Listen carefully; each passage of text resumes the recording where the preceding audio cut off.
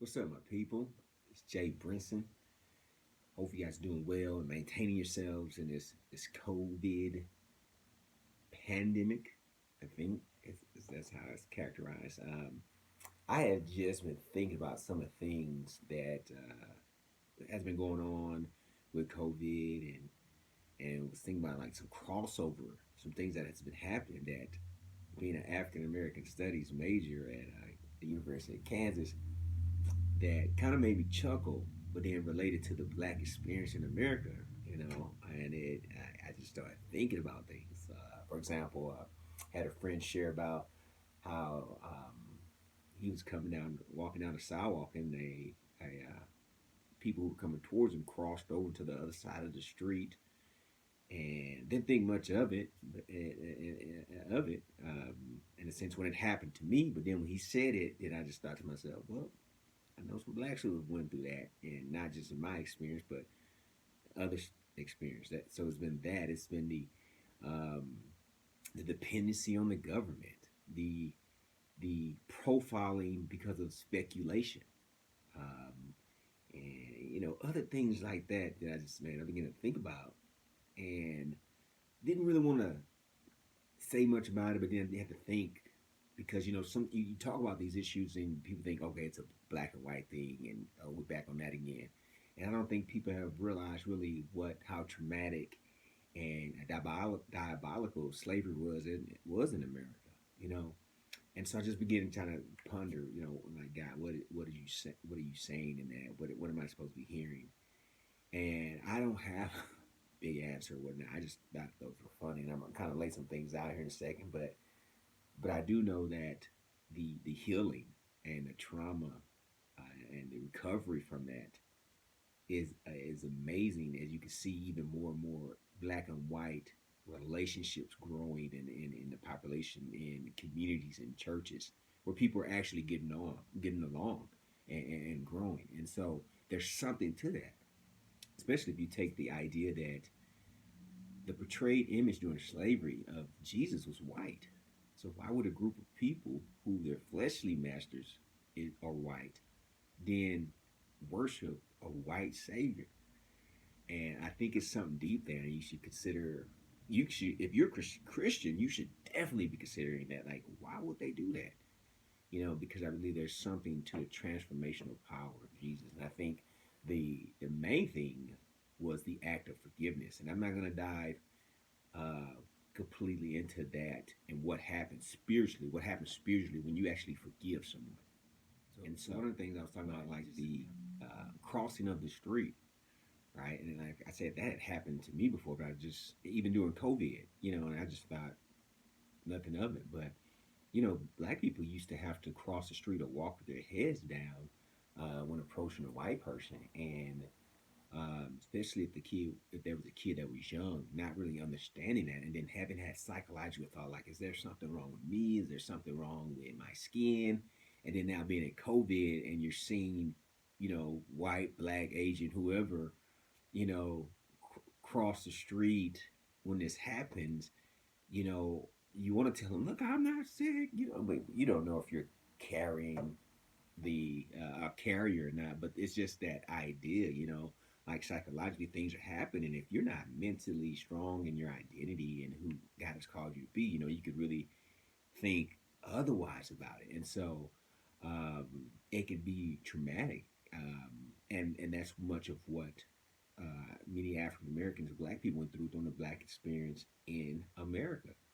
When you think about some of the rules and laws, especially because of Jim Crow and having to walk with your head down and not speak to white people across the street, etc. The other thing I mentioned was like profiling because of speculation, and basically I know it as racial profiling. But I've seen like I saw a clip of a guy running on the beach, and the police is coming out to get him because he shouldn't be running on the beach. I mean, the guy's running alone, and they're going out there to, I don't know, arrest him. I don't know what they're gonna do. But the funny thing is, the guy just takes off. He leaves the police in the dirt. But that used to happen. Especially in the late '70s, early '80s when crack hit neighborhoods because you were black. you were racial profiled, or if you drove a certain vehicle, you were racial profiled. And the funny thing is that it didn't just happen to black people. I grew up in inner city Houston. If you were a white guy in a black neighborhood, you were obviously there for one thing, and so you were getting pulled over, and it's funny to me that now because you're in the market, people, or you don't have your mask on, people, the law enforcement and our authorities are profiling you because of speculation. You might be a carrier. You might be carrying drugs. You might be here to buy drugs, purchase drugs, or prostitution. Just that idea. And so the idea of just the profiling because of speculation. Another thing is the dependency of the government at this time right now. Unemployment rate has skyrocketed because people have lost their jobs.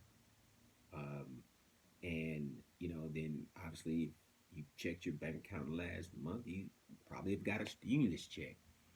And back you know back in pre-Brown versus board education, going into board education, the decision of Brown versus board of education, the lack of proper education or good education skills and training, people found themselves in a job market where they weren't suitable for what jobs were asking for because of the lack of the skills of training education because of the schools they were in, and or once again because of their race, because of their name. Looking at the idea that employers would look at names and assume that okay, that's a black person, not going to hire them. And so because of that, people were not getting jobs or losing jobs. We're not going to talk about like the prison system, since being an ex-con trying to get a job. And so what would happen? People would have to file for welfare, and just a dependency on the government, that the negative effect that had on families.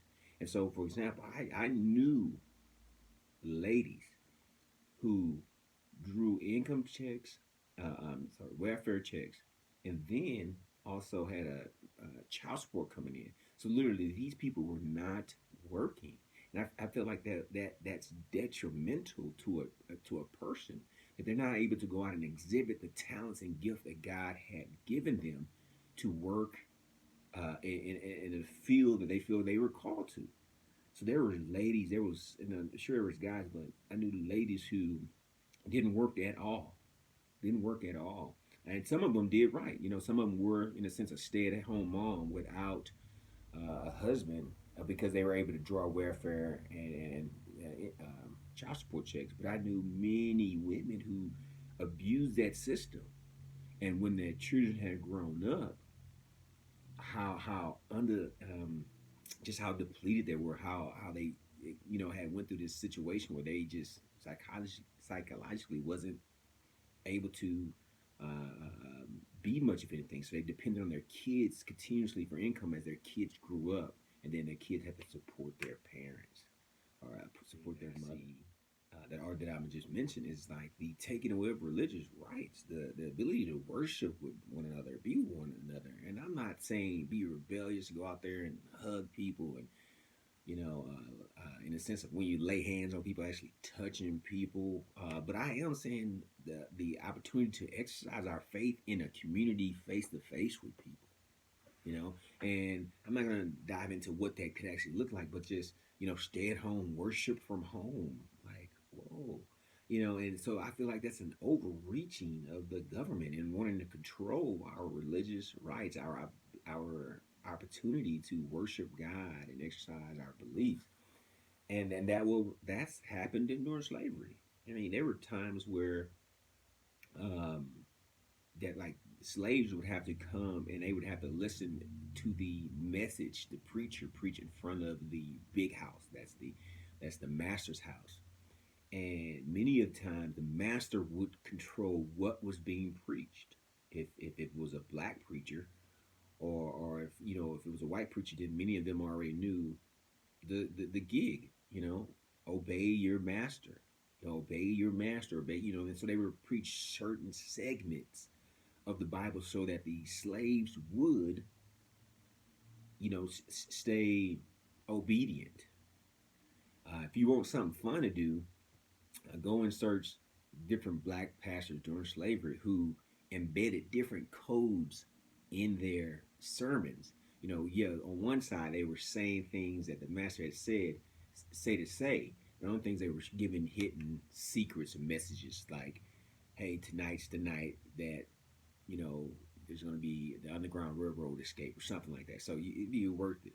But I also want to throw in there too that there were black pastors who would come and preach, and for the sake of the dollar, or the sake of not being killed, would just preach that message: obey your master, obey your master. So my point wasn't to throw shade. My point was to, in a sense, on back then, because hindsight's 2020. My point though is like even the government and power can corrupt if not driven and guided by the Spirit of God. Period. Just that true spirit. I say all those things to encourage you, right? You out walking, don't be discouraged by how somebody may cross the street or whatnot, but be set in your identity who God is, if you're sick, stay home, but if you're not, if you get, profile because of speculation, be confident. Look, I'm feel well. I haven't cough. I don't have a fever. Whatever. You know the symptoms, but be confident in that. And the fact that hey, I'm here. I need to do my shopping because of A, B, and C. Keep moving. I would encourage you own your crafts, hone your crafts, develop your talents in this moment, in this time. I'm not saying get extra busy, but I'm saying develop them. Um, and don't rely on the government and it's don't just depend on the government, all right, because as well as they give they're gonna take, you know but be faithful into building up who you are, so when this time is free, especially if you're someone who had to draw unemployment, be ready to go and exercise the talents and gift that God has given you, and know your religious rights. Know that you should be able to freely praise and worship God in the open in a community of people. I believe it's actually more detrimental to not be around people than to be around people in this time. I try to bring these two things together in the sense of blacks worshiping quote unquote a white savior, and some similarities I saw in a black experience in America. And like the question is, how will you come out of the over? I think like the over control things currently, and as COVID has put us in a sense put us in this situation, right? How will you come out of it? And I believe a huge part for blacks coming out of slavery was forgiveness more than it was a white picture of a white spiritual master. So the question is, how will you come out of it? And for me, it's been an amazing opportunity to go deeper with God, go deeper. And I don't think I'm at a point where I am the deepest of where He's called me to. I feel like there's more. He's in this time He's called me to. I know that as you grow more and more, you transform more and more, you go deeper and deeper. I'm really like even in this time. So how will you come out? And I am not coming out the same. I will not come out the same. I would not come out the same. I'm going to be a totally different dude. I'm going to know how to love better. And so my challenge for you is, how will you come out? How will you come out on the other side of this? How will you toast? How will you party in a sense to celebrate? Man, before COVID, I was this person. Now I'm this person. And so that's all I got for you. Love you guys. Jay Brinson.